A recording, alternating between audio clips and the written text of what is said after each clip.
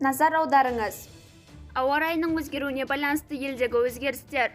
Сәлем құрметті көрермендер. Егер хабарды соңына дейін білгіңіз келсе, бейне астындағы подписаться және лайк таңбаларын басып, біздің арнаға жазыла кетіңіз. Лайк басқан қолдарыңыз Кабатулланың қабырғаларын ұстасын. Синоптиктер 25-27 сәуірде ауа райы қандай болатыны туралы болжам жасады. Қазгидромет мәліметінше, алдағы тәуліктердің атмосфералық бөліктердің өтуімен республиканың батысында, оңтүстігінде, солтүстік облыстарында жаңбыр жауады. Оңтүстікте, шығыста түнде жауын-шашын болады. Елдің қалған бөлігі батыс антициклонның ықпалында болып, жауын-шашынсыз ауа райы күтіледі. Республика бойынша тұман күтіледі.